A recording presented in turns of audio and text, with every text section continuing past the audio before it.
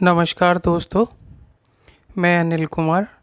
आज हम BA part तृतीय के सेकंड पेपर राजस्थान की अर्थव्यवस्था की जनसंख्या से संबंधित विषय पर अध्ययन करेंगे। इस बिंदु में हम जनसंख्या के आकार एवं वृद्धि, जिलेवार ग्रामीण एवं शहरी जनसंख्या और कार्यशील जनसंख्या का ढांचा विषय पर विभिन्न आंकड़ों का अध्ययन करेंगे और देखेंगे कि किस प्रकार चीज़ों को समझा जा सकता है। सबसे पहले हम देखते हैं आकार एवं दशकीय वृद्धि दर। यहाँ हमने जो आंकड़े लिए हैं वह राजस्थान की आर्थिक समीक्षा से लिए हैं और यह आंकड़े राजस्थान की जनसंख्या 2011 से संबंधित हैं और इनकी तुलना हमने 1971 के आंकड़ों से लगातार दशकीय जनगणना के अनुसार की है। जहां हम देखते हैं कि 1971 में जनसंख्या 2.58 करोड़ है और यह बढ़ती हुई 2011 में 6.85 करोड़ राजस्थान के स्तर पर हो जाती है। जबकि वृद्धि दर को दशकीय वृद्धि दर को देखें तो यह 1971 से और 1981 में बढ़ती है, फिर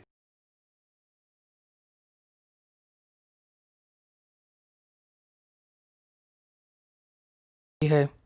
फिर भी यह देखा जाए तो यह वृद्धि दर भी बहुत ज़्यादा मानी जानी चाहिए। अब प्रश्न उठता है कि इस प्रकार की यह उच्च वृद्धि दर राजस्थान में क्यों है। इसका कारण हम मान सकते हैं कि ऊंची जन्म दर और नीची मृत्यु दर के कारण यह जो अंतर है जिसके कारण जनसंख्या बढ़ती है। और राजस्थान में ऊंची जन्म दर के प्रमुख कारण इस तरह से माने गए हैं, जैसे कुल महिलाओं में शादीशुदा महिलाओं का अधिक अनुपात, शादी की औसत आयु का नीचा पाया जाना, परिवार नियोजन की विधियों के उपयोग का अभाव, सामाजिक पिछड़ापन, गरीबी, निरक्षरता आदि। इस तरह से हम देखते हैं कि जनसंख्या में सामाजिक पिछड़ापन और महिलाओं की साक्षरता का के मानकों का कम पाया जाना बहुत बड़ी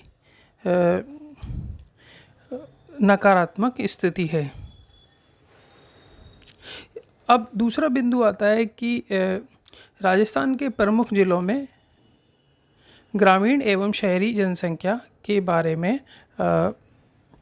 अध्ययन करना। अभी सभी 33 जिलों का अध्ययन करने के बजाय हम राजस्थान के संभाग मुख्यालयों पर स्थित प्रमुख जिलों का अध्ययन करते हैं। यहाँ हम देखते हैं कि अजमेर ज़िले की जनसंख्या 2011 में 25,83,000 है और जिसमें से ग्रामीण जनसंख्या का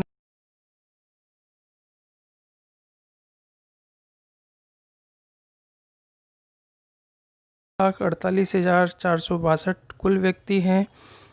इसमें शहरी जो व्यक्ति हैं वो 4,95,099 हैं। इसी तरह जयपुर में 66,26,178 कुल व्यक्ति हैं।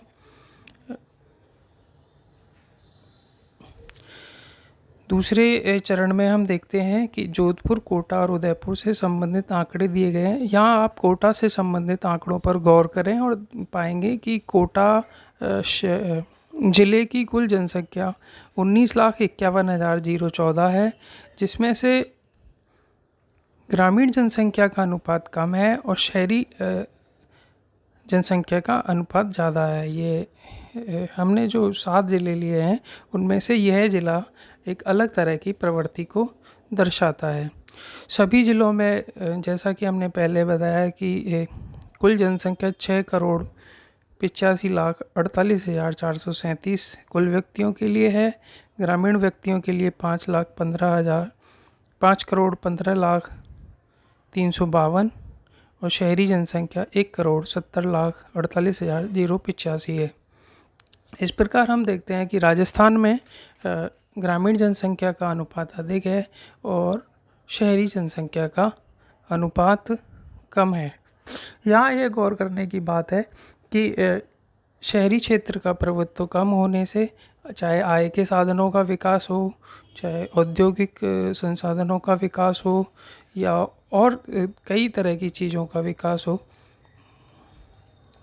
वह कम पाया जाता है और ग्रामीण क्षेत्रों में विकास की संभावनाएं परंपरागत रूप से।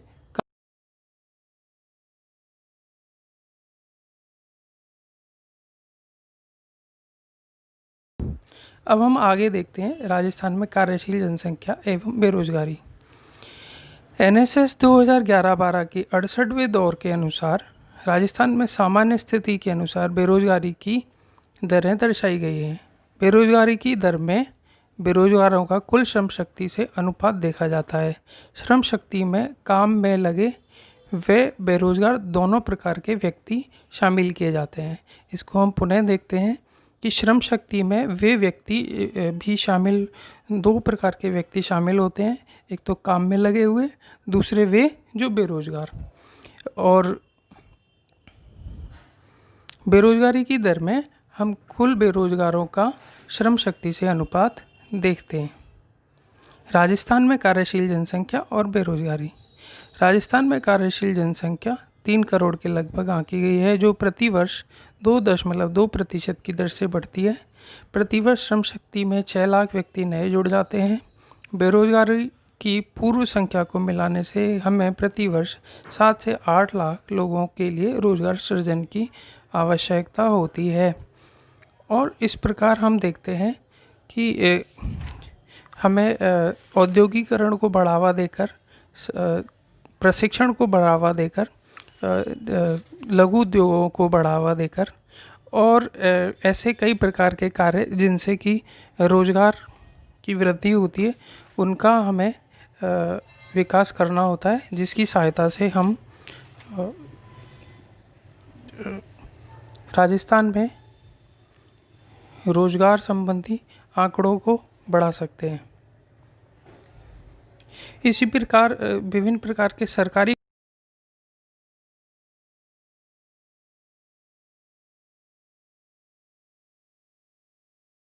और अलग अलग प्रकार के निर्धनता निवारण कार्यक्रम जो कि दीर्घकालिक होते हैं, उनसे भी हम रोजगार के उपायों को दूर कर सकते हैं।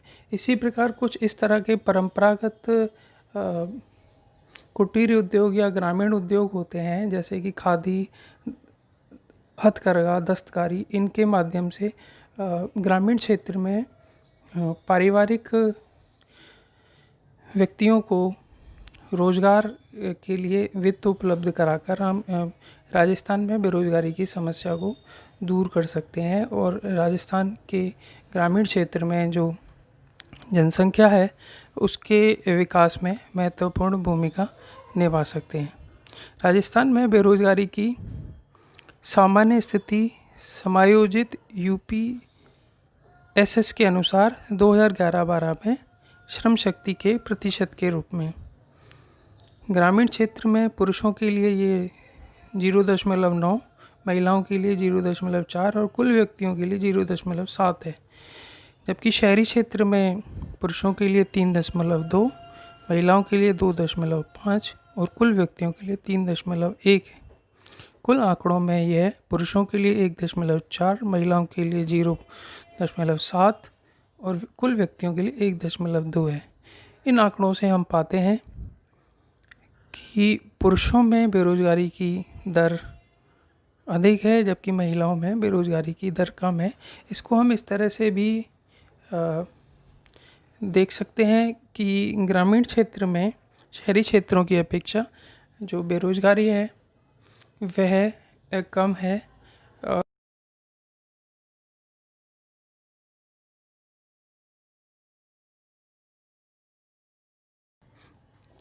भले ही उन्हें कम आय होती हो, परंतु उन्हें रोजगार अवश्य मिल जाता है। इस प्रकार हम देखते हैं कि ग्रामीण जो क्षेत्र है वहाँ पर कार्य करने के अवसर क्षमता के अनुसार अधिक मिल जाते हैं और सरकार भी इस बारे में विशेष ध्यान रखती है, चाहे वो मनरेगा हो या अन्य कोई ग्रामीण विकास से संबंधित कार्यक्रम हो, जहाँ पर गांव के लोगों को पर्याप्त रोजगार स्थानीय स्तर पर मिल जाए और वे बेरोजगारी के दुष्चक्र से बाहर निकल सकें और इससे जो आय होती है उससे उनका विकास आसानी से हो सके। इस प्रकार आज जो हमने चर्चा करी है उसमें हम पाते हैं कि हमने जनसंख्या, ग्रामीण और शहरी क्षेत्रों में इसका अनुपात, इसके वृद्धि और कार्यशील जनसंख्या में किस प्रकार का विषय विवरण होता है उसकी चर्चा की है।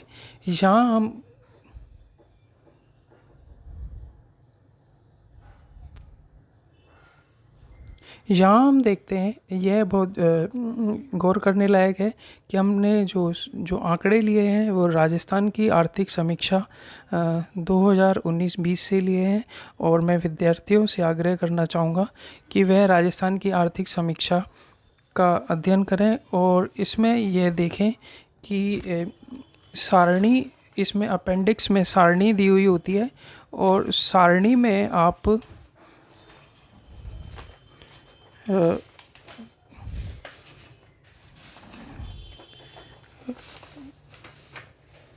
23 नंबर सारणी से लेकर के और 25 नंबर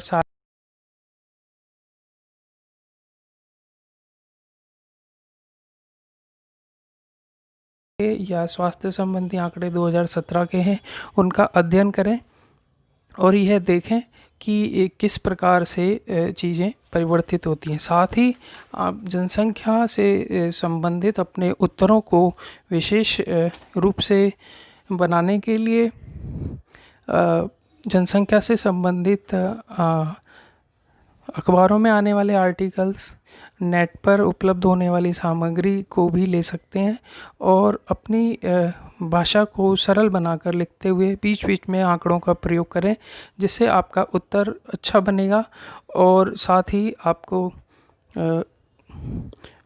इस विषय वस्तु को समझने में आसानी होगी। जनसंख्या से संबंधित आंकड़े हमको निर्धनता और बेरोजगारी से संबंधित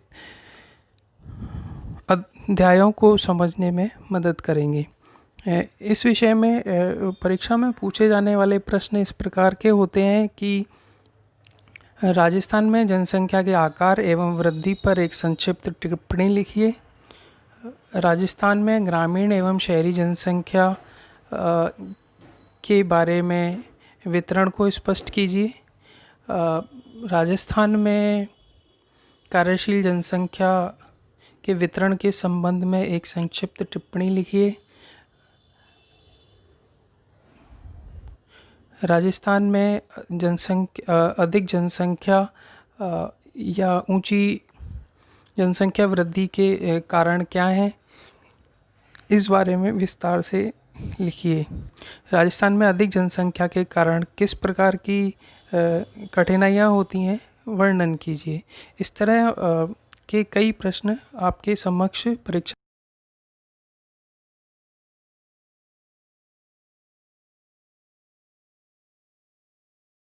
की लक्ष्मी नारायण नाथुराम का जी की हो या फिर एस चांद प्रकाशन की भारतीय अर्थव्यवस्था की पुस्तकों, जनसंख्या से संबंधित विभिन्न बिंदु आपको मिलेंगे। इन बिंदुओं की सहायता से आप अपने उत्तर को आगे बढ़ा सकते हैं और जो आंकड़े आपको आज की लेक्चर में मिले हैं, इन आंकड़ों का आप प्रयोग कर सकते हैं और अपने उत्तर को अच्छा बना सकते हैं। साथियों, आपने मेरा वीडियो विशेष ध्यान से सुना, इसके लिए मैं आपको धन्यवाद करना चाहता हूँ। मेरे चैनल को सब्सक्राइब करते रहें और समय समय पर नोटिफिकेशन को ऐड कर आगे आने वाले वीडियोस को भी सुनते रहें।